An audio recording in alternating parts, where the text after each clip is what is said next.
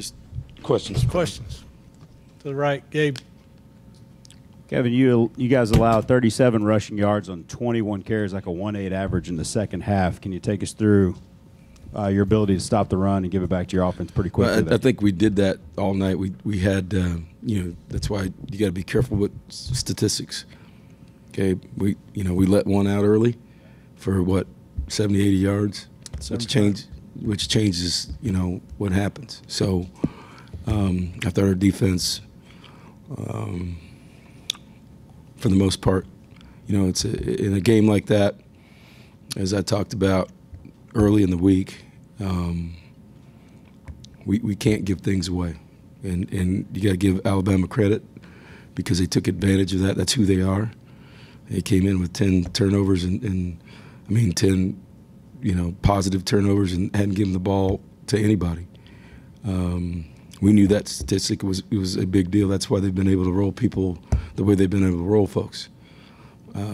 So it was a field position game early, and we turned the ball over and gave up a big play early in the game that really gave them some breathing room. So we gave it up, but you got to give them credit because they executed it and we didn't. And so realistically, the run defense, to me, was pretty consistent all night, except for the big plays, the big play we gave up.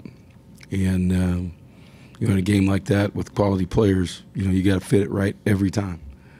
And that didn't happen.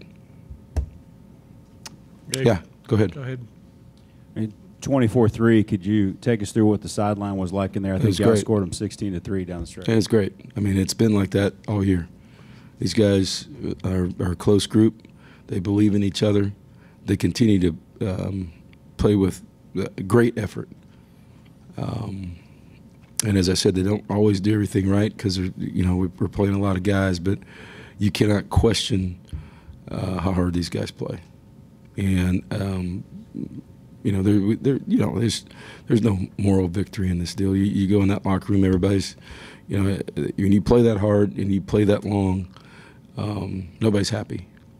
And so, the challenge for us is, as I said, was to get in here and go back to work the way we've gone back to work every Monday to get better. And we lost the game, but as a team, we have gotten better every week. And there's a lot of things that we can learn from tonight that can help us the rest of the year. And so there's a fine line there. There's some guys can draw confidence from tonight.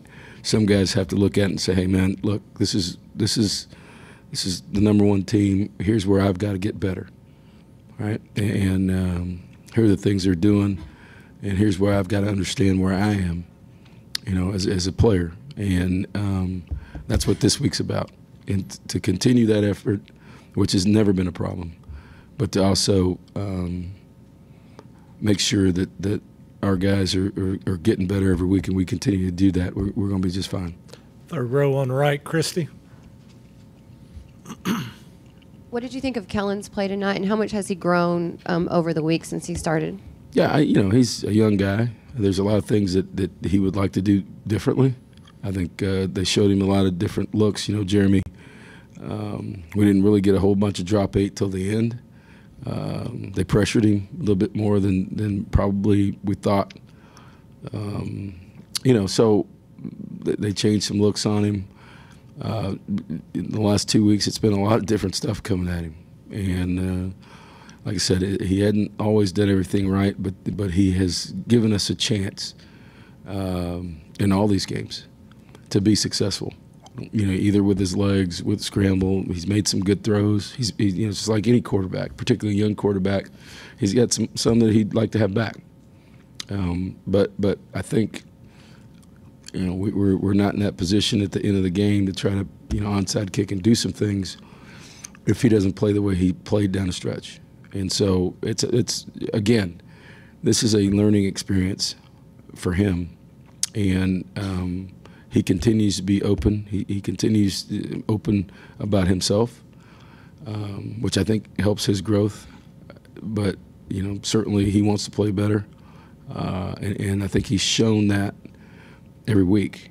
And we get to know him a little bit more, and he sees things week to week and continues to improve. So, we're a work in progress, and with all these young guys. But the good news is, they're getting better, and it wasn't good enough tonight.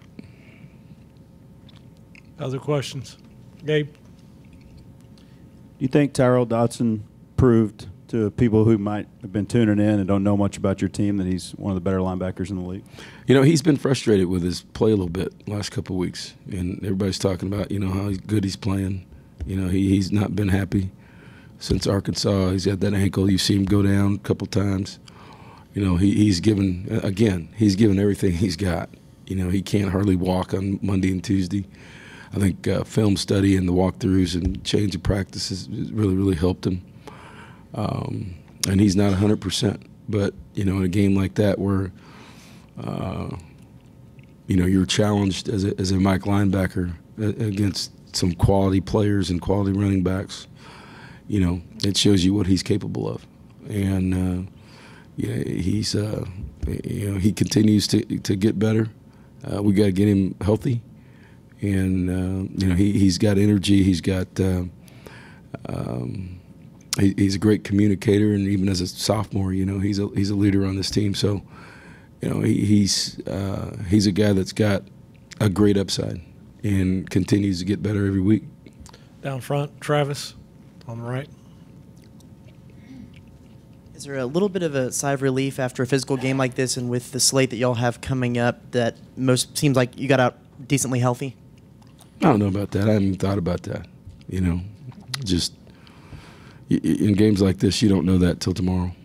What you see when they cart people off the field, that's one thing. You don't know because of the way these guys played. You don't know what you really got till they come in tomorrow, and some guys will have a little trouble sleeping tonight after a game, and they'll come in with some other bumps and bruises, and we'll be able to assess that early in the week. On the right, Christy. On the touchdown pass to Christian, what did you see from Mond on that, the way he evaded the rush and was able to finish the play? Well, he's because of his legs, it gives us an opportunity. He keeps plays alive. And what he's got to understand is the difference between this level, which he found out tonight on some other plays, is that they got guys that are big, fast, long, and can run too. And so, when to do that and when not to, it separates you as you become a veteran quarterback. When to throw the ball out of bounds. When to, right, we've got a great kicker, right? We enter the red zone, know that we have 3 points. 3 points, protect points. And there's a fine line in that with a playmaker to just try to fit things in there, like he did with Christian or like he did with Cam Buckley at the end of the game. We got one, Minka picked one on him at the end in the same type of situation. So,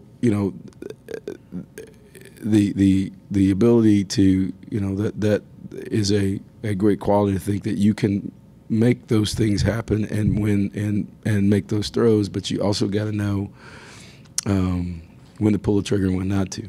And 3 points are important in games like this. Lost yardage is important. We had a situation where we got out of field goal range because we took a sack. And then it's not all on Kellen.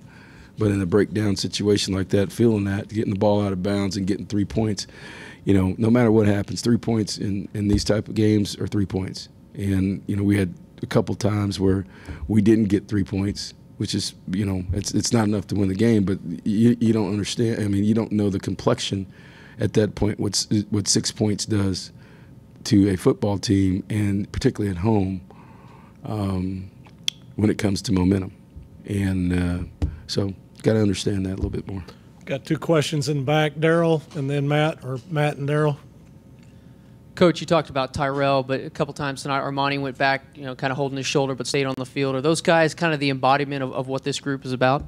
Yeah, I don't know. Armani's been like that since the day he got here. So he's going to play until they tell him he can't play, until it's an injury where he can't, like last year where he couldn't walk. He had to go he's going to play, and he's going to play in games like this. He's going to play against other teams. He loves to play football, and he's a leader.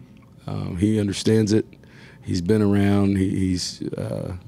So, yeah, I think we're getting some great leadership internally from players like Christian, like Armani, like Keith Ford tonight, guys that have been around. Derek Ratley was vocal. He's getting more and more confident as a player.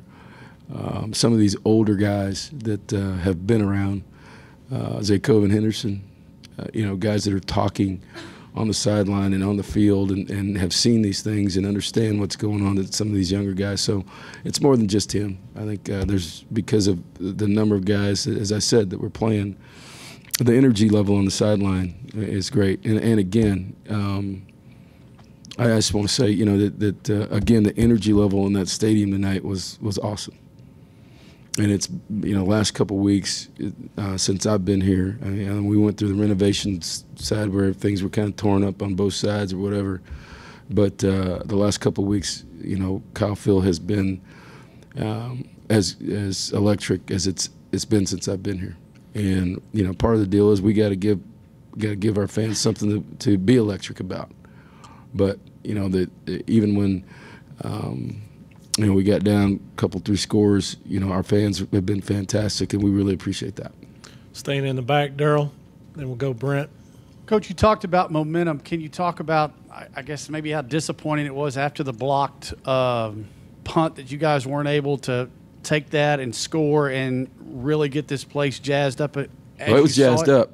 I mean, it was jazzed up at that point. So, as I said, I'm disappointed that we weren't able to take advantage of basically a safety and getting the ball back, a dual possession. So, that was disappointing.